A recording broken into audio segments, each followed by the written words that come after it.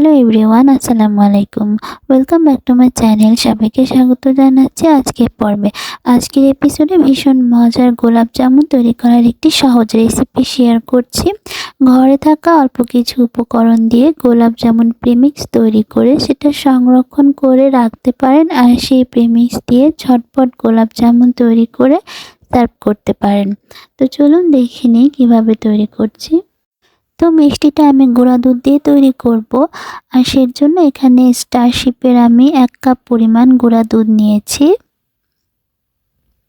আর এখানে half cup নিয়েছি আমি ময়দা। এখানে আটা ব্যবহার না করাই ভালো, ময়দাটা ব্যবহার করলে রেজাল্ট ভালো আসবে। আর এখন দিয়ে দিচ্ছি হাফ চা চামচ বেকিং পাউডার। আর তারপরে আমি 2 চা চামচ দিয়ে দিচ্ছি ঘি। ঘিটা অবশ্যই দিতে হবে, কারণ ঘিয়ের কারণে খুব সুন্দর একটা ফ্লেভার আসবে মিষ্টির মধ্যে। তো এই শুকনো উপকরণগুলোর সাথে ঘিটা খুব ভালোভাবে ধৈর্য সহকারে মিশিয়ে নিতে হবে। এই মেশানোটা কিন্তু খুবই ইম্পর্টেন্ট। তো মেশানোর এই পর্যায়ে মুঠ পাকালে এরকম দলা হয়ে আসবে, তারপর আবার ভেঙে ঝুরঝুরা হয়ে যাবে। এমন হলে বুঝতে হবে এখন এই মিশ্রণটা একটি চালনির সাহায্যে ভালোভাবে চেলে নিচ্ছি।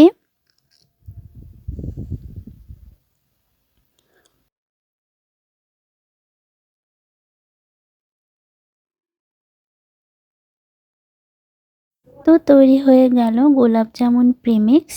এই প্রিমিক্সটা এভাবে নর্মাল ফ্রিজে প্রায় 3 মাস মতো সংরক্ষণ করে রাখা যাবে।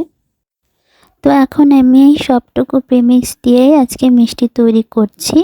আর এখানে আমি মেপে মেপে এর মধ্যে 5 টেবিল চামচ পানি দিয়ে দিচ্ছি। আপনারা চাইলে এখানে নর্মাল দুধও ব্যবহার করতে পারেন, তবে আমি এখানে নর্মাল পানি ব্যবহার করেছি। তো এরকম নরম একটি ডো তৈরি করতে হবে। এটা এখন রেস্টে রেখে দিতে হবে কিছুক্ষণ, আধা ঘন্টার জন্য। আধা ঘন্টা মতন রেস্টে রেখে দিলে এটা সেট হয়ে যাবে। তো এর মধ্যে আমি শিরা তৈরি করে নিচ্ছি। শিরা তৈরির জন্য এখানে আমি 2 কাপ পরিমাণ পানি নিয়েছি। আর এই 2 কাপ পানির জন্য আমি দিয়ে দিচ্ছি 1 কাপ পরিমাণ চিনি।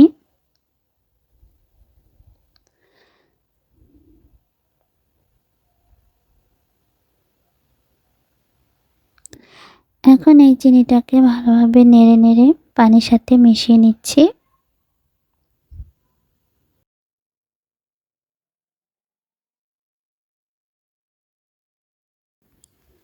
তো এর মধ্যে আমি 2টা এলাচ দিয়ে দিয়েছি সুন্দর একটা ফ্লেভারের জন্য। তারপরে এই শিরাটা 2 থেকে 3 মিনিট একটু আমি বলক উঠিয়ে নিয়েছি। তো এটা 1 তার বা 2 তারের শিরা করার দরকার নেই, জাস্ট 2 থেকে 3 মিনিট বলক দিয়ে আমি চুলাটা বন্ধ করে নিয়েছি।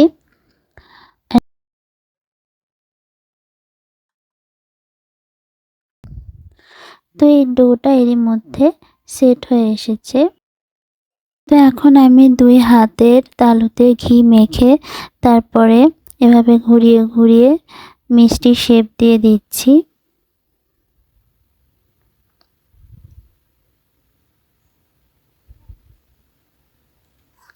তো আমি সবগুলো মিষ্টি তৈরি করে নিয়েছি। এখন এই মিষ্টিগুলো আমি তেলে ভেজে নিব। আর এর জন্য আমি এখানে সয়াবিন তেল গরম করে নিয়েছি। আমি আঙ্গুল দিয়ে চেক করে দেখছি, তেলটা যখন কুসুম কুসুম গরম হয়ে আসবে তখন মিষ্টিগুলো ছেড়ে দিচ্ছি। এক্ষেত্রে তেল কিন্তু একদম ফুটন্ত গরম করা যাবে না, আঙ্গুল দিয়ে সহ্য করা যায় এরকম গরম তেলে মিষ্টিগুলো ছাড়তে হবে।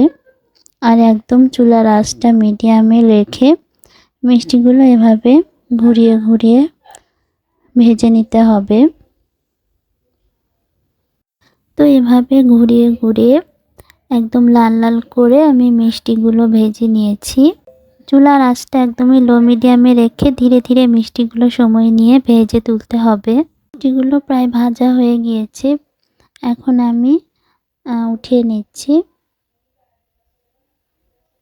আর এই মিষ্টিগুলো এখন আমি কুসুম কুসুম গরম শিরার মধ্যে দিয়ে দিচ্ছি।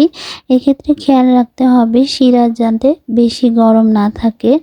আবার শিরা যদি বেশি গরম থাকে তাহলে মিষ্টিগুলো ঠান্ডা করে শিরার মধ্যে দিতে হবে, তা না হলে মিষ্টিগুলো একদম চুপসে যাবে।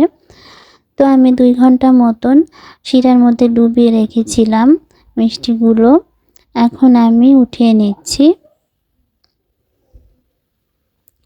তো এখানে আমার 2-3টা মিষ্টি একটু চুপসে গিয়েছে, আর বাদবাকিগুলো একদম পারফেক্ট হয়েছে। আমি একটা মিষ্টি আপনাদের ভেঙে দেখিয়ে দিচ্ছি যে ভেতর থেকে মিষ্টিগুলো সফট হয়েছে। একটা মিষ্টি আমি কেটে ভেতরটা দেখিয়ে দিচ্ছি। তো দেখতে পাচ্ছেন মিষ্টিটা ভেতর থেকে কতটা সফট আর জুসি হয়েছে, ভেতরে শিরা সম্পূর্ণভাবে প্রবেশ করেছে। তো এই মিষ্টিগুলো খেতে কিন্তু অসম্ভব মজার হয়েছে। চাইলে আপনারা একবার বাসায় ট্রাই করে দেখতে পারেন। আর আমার রেসিপিটি ভালো লেগে থাকলে ভিডিওতে একটি লাইক করে দিবেন এবং আমার চ্যানেলটি সাবস্ক্রাইব করে চ্যানেলের সাথেই থাকবেন। সবাই খুব বেশি ভালো থাকবেন। পরবর্তী রেসিপি দেখার আমন্ত্রণ জানিয়ে আজকে এখানে বিদায় নিচ্ছি। আল্লাহ হাফেজ।